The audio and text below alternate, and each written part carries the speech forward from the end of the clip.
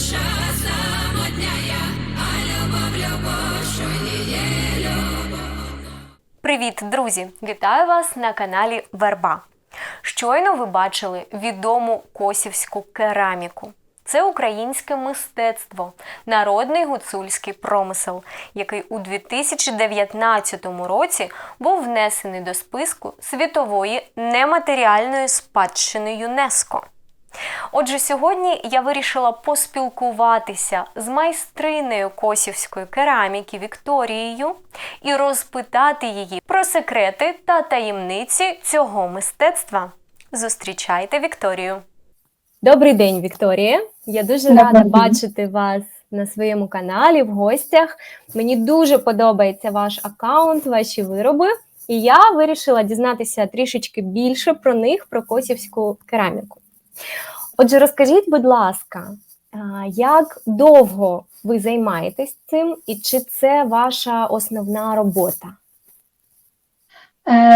Я би не сказала, що я дуже довго займаюся косівською керамікою, взагалі керамікою, тому що як майстер я, можна сказати, цілі 2 роки вже ніби працюю сама на себе і вже показую ніби непоганий результат, тому що до цього часу це було навчання, тому що ти ніби вчишся в інституті, але тобі потрібна рука майстра, який тобі покаже всі ті нюанси, які є у кераміці.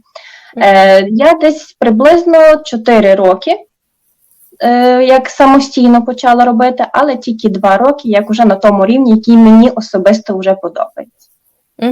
Це дуже цікаво.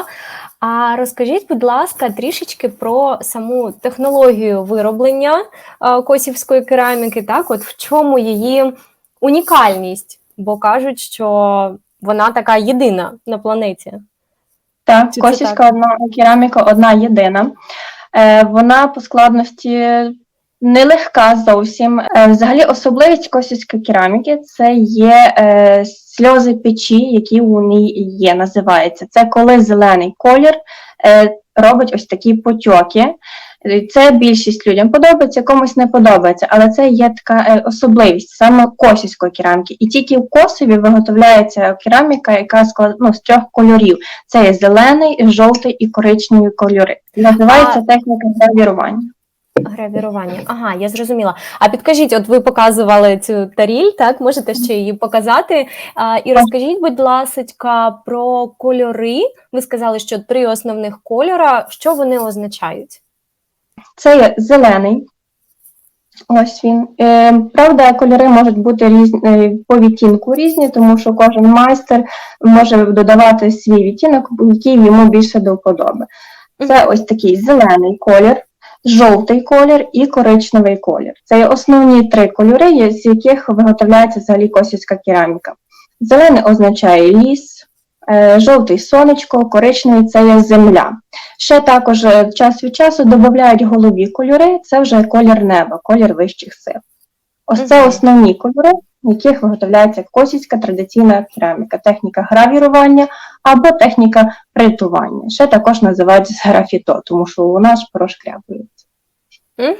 Це дуже цікаво, що кожен колір має свою символіку. Але я досить рідко бачила, що був голубий цей синій колір.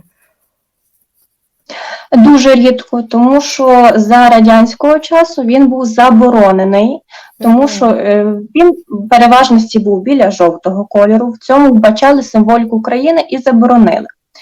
Потім майстри почали більше вводити голубий колір, але вже там, де він пасував. Не кожен собі це хотів робити, але де є сюжети, де є гуцулка, небо, наприклад, там вже будуть ці кольори більш яскраві. А якщо ось такого плану орнаментально, то будуть просто менше ці вкраплення синього кольору. Ясно. Цікаво, дякую вам. А підкажіть, ви казали, що ви довго навчалися. Тож, де взагалі можна навчитися цьому ремеслу, так? І чи був у вас вчитель? Так, був. Спочатку я поступала в наш Косівський інститут прикладного та декоративного мистецтва від Львівської національної академії мистецтв. Навчалася там 4 роки, але паралельно Ми проходили практику у майстра. Це козак Ділета Іванна Володимирівна з родини Розчибівків. І у неї десь 6 років я була на практиці. Коли вчилася, паралельно і навчалася, тому що дуже багато нюансів у кераміці. І ти ніби розумієш, що ти робиш так, як має бути, але там один такий нюанс і все, не виходить так, як треба. Так, це дуже цікаво, дуже багато знань треба мати, перед тим, як стати майстром, справжнім майстром. Так, ти ніби знаєш, що ти маєш зробити, як ти маєш зробити правильно, ніби все робиш, ніби все йде по плану, а тут є такий нюанс, що може щось не вийти. Тому бажано проходити практику таку біля майстра, тому що майстер тобі покаже і розкаже, як краще скомпонувати, як краще візеруночок намалювати, що намалювати, чи буде вмісно той візерунок, чи буде невмісно, наприклад, на тарілці або на вазі. Бо тому що не обов'язково той самий візерунок, що буде на вазі, він підійде на тарілку. Щось такий маленький. Зрозуміло. А підкажіть, чому взагалі косівська кераміка називається косівською? Тому що вона і тут зародилася в місті Косові. У Косові дуже були великі поклади глини, і безпосередньо зародилося гончарство. Спочатку це було прості елементарні речі, нічим не покриті, не розмальовані. Просто, наприклад, на гончарному крузі зробили горнятко або миску і тим користувалися. Це переважності були речі ужиткового плану, такі як миска, тарілка, горнятко, таке, щоб користуватися. А потім уже з часом набула косівська кераміка такої визнання ніби. Хотіли люди щось ніби кращого. Я зрозуміла. А підкажіть, які взагалі ще є вироби? От ви сказали горнятко, тарілка, ваза. Що ще є з цікавого? Роблять двійнятка. Тарелі не тільки прості, як і декоративні, різного розміру може бути. Може бути 20 діаметром, може бути і 30 діаметром. Хто може зробити і більше, може бути навіть 40 діаметром тарілка. Горнятка різного плану, різної форми, це, звісно. Глечики, по-косівськи ще кажуть дзбанок. Йорданець роблять також як глечик, але щоб святити воду на водохреща. Ну і різного плану, на столові сервізи, це вже різного плану будь-яка річ можна зробити з косівки. Ну і, звичайно, фігурки, чи там тваринки, чи ще щось, гуцулка. Це вже залежить від майстра, наскільки він любить скульптуру, тому що це також не дуже легко робити. Інакше діло робити тарілку, вона простіша, а інакше ліпити якусь фігуру. Ну так, і там вже наскільки вистачить фантазії. Годинник? Ого, клас. Годинник. Ну, експериментувати можна. Так, це чудово. Це якраз поєднує минуле з теперішнім часом. Добре, а які вироби от саме вам найбільше подобається робити? Бо я бачила у вас багато горняток і багато тарілок, так? Ну, я люблю все робити, але просто не все так виходить зразу, як хочеш. Я люблю ті речі більше, де є малювати. На тарілці ти так розженеш, ти помалюєш багато, на чомусь дрібнішому менше. Але якщо так зрівняти, то я ніби люблю все робити. Тарілки, горнятка, глечики, просто вже по складності там важче, бо чим більша річ, тим важче її робити. Чим менше, тим трошечки легше, наприклад, на гончарному крузі. Малювати це вже так само ніби. Ті речі, які зліплені, наприклад, фігурки, то їх також важче малювати. Але якщо такого, щоб я не любила, рідко коли щось є. Зрозуміла, добре, дякую. А підкажіть, будь ласка, оці візерунки, сюжети, які ви зображуєте на цих виробах, чи є в них якийсь особливий сенс, значення? Є основні два елементи, на яких базується вся композиція в нашій кераміці. Це є трикутник і півколо, наприклад, на горнятку. Бачите, трикутник і півколо, вони дзеркально намальовані. Трикутник означає карпатську ялинку вершечок або вершечок гори. А півколо означає підкову, на щастя, на добро. І нас дуже люди свято вірили в ці два елементи, і на кожному виробі орнаментального плану є ці два елементи, але вже по-своєму інтерпретовані. Це вже все залежить від фантазії майстра. Тут, наприклад, дзеркально намальовані, можна ще по-різному намалювати. Як такого значення гуцул, гуцулка, тваринки, це немає, це вже йде проста стилізація побуту, бо колись теж малювали побут гуцулів, ось і це є, що колись робили. А ще є ось такий елемент дерево життя називається, або дерево щастя. Це коли з трикутника або з вази виростає велика квітка, і вона йде на розгалуження. Посередині центральна, і по боках може бути трошечки менша. Ну, і це по-різному можна також малювати. Добре, а підкажіть, будь ласка, Вікторія, яких покупців у вас більше? Саме українців чи іноземців?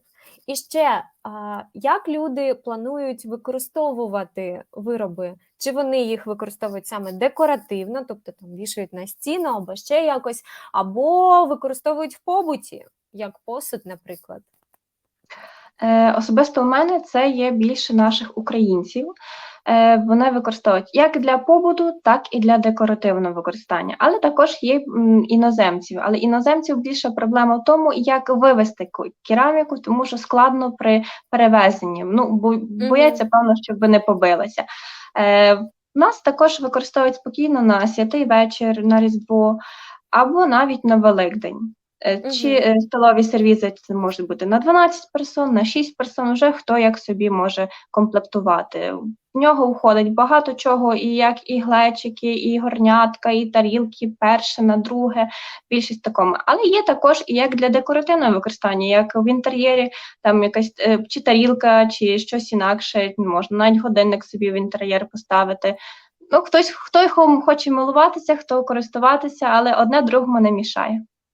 Так, я уявляю, це має бути дуже гарно, коли у тебе гості, ти накриваєш стіл і в тебе такий гарний посуд. Це просто мрія. Так, дуже гарно виглядає, але не тільки беруть на один день, наприклад, на Різдво або на Великдень, також дуже багато беруть людей для щоденного використання. Просто хтось більше жаліє, хтось хоче кожен день насолоджуватися цією красою. Так. Дійсно. Я дуже чекаю на своє замовлення, на свою таріль і теж буду користуватися нею постійно. Бо мені дуже подобається, коли в тебе є гарний посуд, тим більше, коли це твоя культура, це дуже круто. Дуже дякую вам, Вікторія. Це було дуже цікаво. Ви розповіли нам стільки деталей, секретів про косівську кераміку. І я б хотіла порекомендувати нашим глядачам, нашим підписникам обов'язково знайти вас в Інстаграмі, підписатися і подивитися, що ж це таке косівська кераміка, аккаунт майстрині, яка виготовляє це. Це має бути дуже цікаво. І також, звісно, ви можете замовити для себе на сайті або в Інстаграмі таку частинку української культури, щоб дивитись на неї кожного дня. Я думаю, це буде дуже цікаво. Дякую вам. Дякую вам, Вікторія. Я бажаю вашій справі розвиватися, розквітати, і щоб ваша робота приносила задоволення, радість саме вам. Тоді і ми будемо радіти. Дякую. Тільки вперед і тільки до роботи. Так, обов'язково. Друзі, я залишу активні посилання на інстаграм-аккаунт та веб-сайт Вікторії в описі до цього відео. Також буду вдячна вам за вподобайку.